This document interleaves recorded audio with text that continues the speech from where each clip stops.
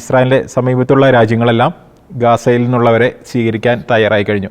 അതുകൂടാതെ വേറെയും പല രാജ്യങ്ങളെ ട്രംപ് കണ്ടുവച്ചിട്ടുണ്ട്, അവരോട് സംസാരിച്ച് കഴിഞ്ഞിട്ടുണ്ട്. അപ്പോൾ ഗാസയിൽ നിന്ന് പാലസ്തീൻകാരെ കൂട്ടത്തോടെ ഏതെങ്കിലും മറ്റു രാജ്യങ്ങളിലേക്ക് മാറ്റിയതിന് ശേഷം ഗാസയെ പുനർനിർമ്മിക്കുക എന്നുള്ള ട്രംപിൻ്റെ ലക്ഷ്യത്തിലേക്കാണ് ഇപ്പോൾ കാര്യങ്ങൾ നീങ്ങിക്കൊണ്ടിരിക്കുന്നത്. പക്ഷേ ഇവിടെ എനിക്ക് തോന്നുന്നു ട്രംപിൻ്റെ ആ നിലപാട് പരാജയപ്പെടാനാണ് സാധ്യത. കാരണം ഇവിടെ ഹമാസ് മാത്രമല്ല വില്ലന്മാർ, ഹമാസിനാൽ റാഡിക്കലൈസ് ചെയ്യപ്പെട്ട ഒരു കൂട്ടം ജനം കൂടിയും ഗാസയിലുണ്ട്. അവരെ സംബന്ധിച്ചിടത്തോളം ട്രംപ് എന്ത് ഓഫർ കൊടുത്താലും അവർ ഗാസയിൽ നിന്ന് പോവില്ല. അതേപോലെ തന്നെ അവർക്ക് യാതൊരു ഉറപ്പുമില്ല ഗാസയിൽ നിന്നും പോയി കഴിഞ്ഞാൽ തിരിച്ചു വരുമ്പോൾ അവർക്ക് അവിടെ സ്ഥാനമുണ്ടാകുമോ എന്നുള്ള കാര്യത്തിലും അവർക്ക് യാതൊരു ഉറപ്പും ഇപ്പോഴും ഇല്ല. അപ്പോൾ അതുകൊണ്ട് തന്നെ ട്രംപ് എത്ര ഓഫറുകൾ കൊടുത്താലും ഈ ഗാസയിലുള്ളവർ ഗാസയിൽ തന്നെ.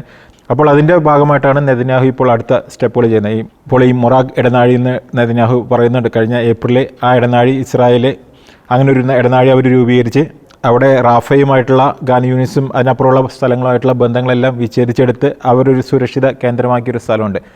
അവിടെ നിന്ന് സൈന്യത്തെ പിൻവലിക്കില്ല എന്നുള്ളത് നെതന്യാഹു ഉറപ്പിച്ച് പറയുകയാണ്. കാരണം ഈ ഗാസയിലുള്ള ജനങ്ങളെ അങ്ങോട്ടേക്ക് ഷിഫ്റ്റ് ചെയ്യുക എന്നുള്ളതാണ് നെതന്യാഹുവിൻ്റെ സ്വപ്നം.